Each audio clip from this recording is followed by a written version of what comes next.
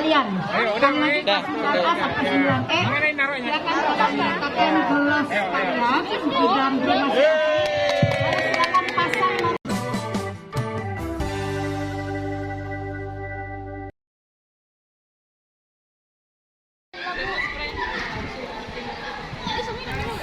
Assalamualaikum warahmatullahi wabarakatuh.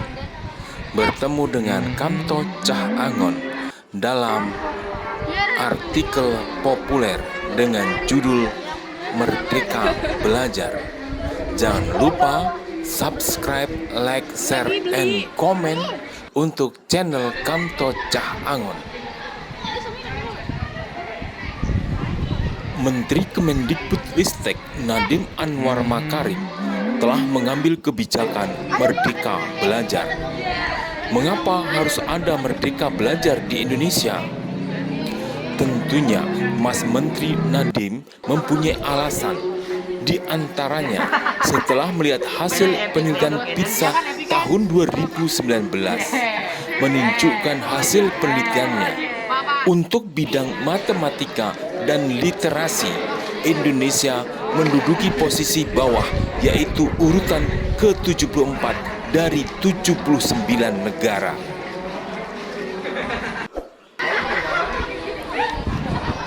Melihat fakta tersebut, pendidikan di Indonesia harus berani membuat lompatan untuk mengejar ketertinggalan, di antaranya melalui Merdeka Belajar.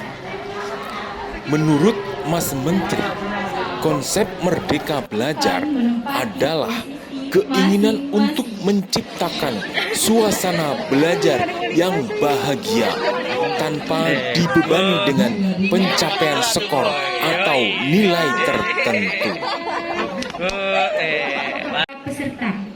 Merdeka Belajar bermakna memberikan kesempatan belajar secara bebas dan nyaman kepada siswa untuk belajar dengan tenang, santai, dan gembira tanpa stres dan tekanan, dengan memperhatikan bakat alami yang mereka punyai, tanpa memaksa mereka mempelajari atau menguasai suatu bidang pengetahuan di luar hobi dan kemampuan mereka.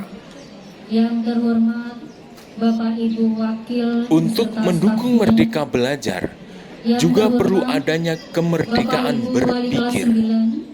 Menurut Mas Menteri, dalam kompetensi guru di level apapun, tanpa adanya proses penerjemahan dari kompetensi dasar dan kurikulum yang ada, maka tidak akan pernah ada pembelajaran yang terjadi.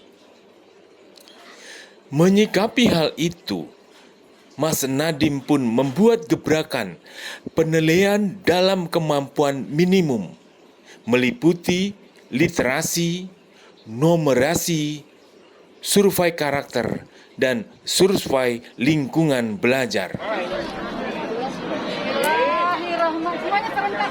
Pada aspek literasi, bukan hanya mengukur kemampuan membaca, tetapi juga kemampuan menganalisis isi bacaan beserta memahami konsep di baliknya.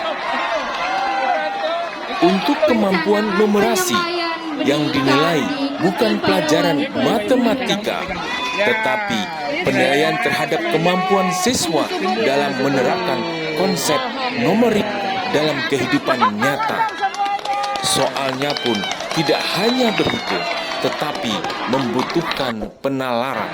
Juara 1, Satria Putra Wibowo, kelas 7G. Dan aspek terakhir, yaitu survei karakter, bukanlah sebuah tes, melainkan pencapaian sejauh mana penerapan asas-asas Pancasila oleh siswa.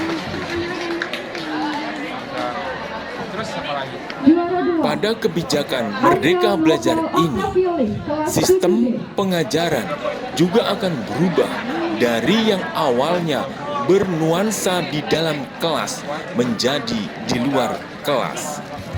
Nuansa pembelajaran akan lebih nyaman, mengedepankan pembentukan karakter peserta didik yang berani, mandiri, cerdik dalam bergaul, beradab, sopan, berkompetensi.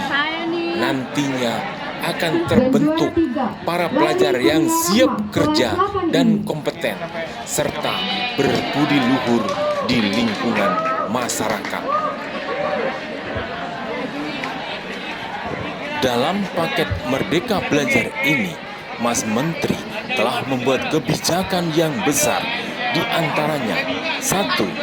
Ujian nasional diganti menjadi asesmen kompetensi minimum dan survei karakter.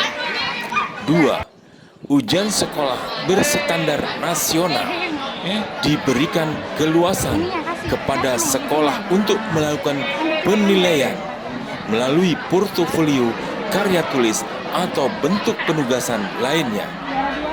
3. Penyederhanaan rencana pelaksanaan pembelajaran atau RPP. 4. Dalam PPDB, sistem zonasi diperluas melalui jalur afirmasi dan prestasi. Melalui Merdeka Belajar ini, diharapkan pendidikan di Indonesia mampu melompat sesuai dengan zaman dan masanya, sehingga kita merasa tenang atas generasi yang akan mewarisi negeri ini. Terima kasih telah menyaksikan, dan jangan lupa subscribe, like, share, and comment untuk Kamto Cah Angon. Wassalamualaikum warahmatullahi wabarakatuh.